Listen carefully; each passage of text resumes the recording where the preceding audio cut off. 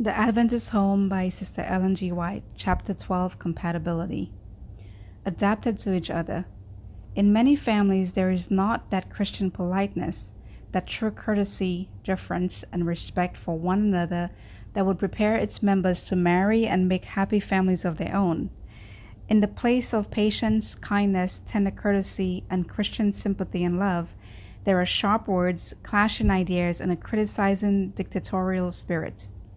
It is often the case that persons before marriage have little opportunity to become acquainted with each other's habits and disposition, and, so far as everyday life is concerned, they are virtual strangers when they unite their interest at the altar.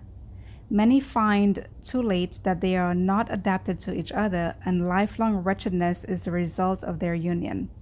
Often the wife and children suffer from the indolence and inefficiency or the vicious habits of the husband and father. The world is full of misery and sin today in consequence of ill-assorted marriages. In many cases, it takes only a few months for husband and wife to realize that their dispositions can never blend, and the result is that discord prevails in the home where only the love and harmony of heaven should exist. By contention over trivial matters, a bitter spirit is cultivated. Open disagreements and bickering bring inexpressible misery into the home and drive asunder those who should be united in the bonds of love. Thus, thousands have sacrificed themselves, soul and body, by unwise marriages and have gone down in the path of perdition. Perpetual differences in a divided home. The happiness and prosperity of the married life depend upon the unity of the parties. How can the carnal mind harmonize with the mind that is assimilated to the mind of Christ? One is so into the flesh, thinking and acting in accordance with the promptings of his own heart. The other is so into the spirit, seeking to repress selfishness, to overcome inclination, and to live in obedience to the Master, whose servant he professes to be. Thus there is a perpetual difference of taste, of inclination, and of purpose. Unless the believer shall, through his steadfast adherence to principle, win the impenitent, he will, as is much more common, become discouraged and sell his religious principles for the poor companionship of one who has no connection with heaven. Marriages wrecked by incompatibility. Many marriages can only be productive of misery, and yet the minds of the youth run in this channel because Satan leads them there, making them believe that they must be married in order to be happy when they have not the ability to control themselves or support a family. Those who are not willing to adapt themselves to each other's disposition, so as to avoid unpleasant differences and contentions, should not take the step. But this is one of the alluring snares of the last days, in which thousands are ruined for this life and the next. The aftermath of blind love. Every faculty of those who become affected by this contagious disease, blind love, is brought in subjection to it.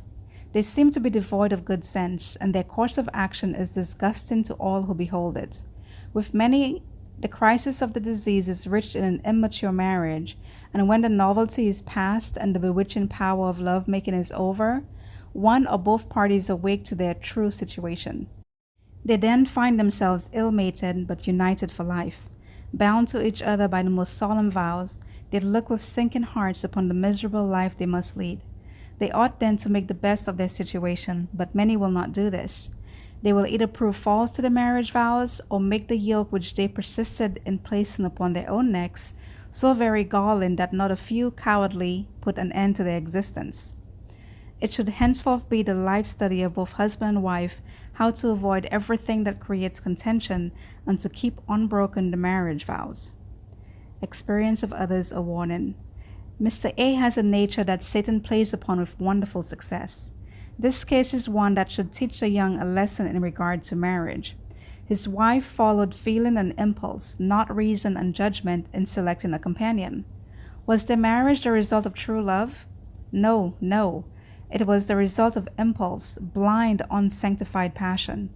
Neither was at all fitted for the responsibilities of married life.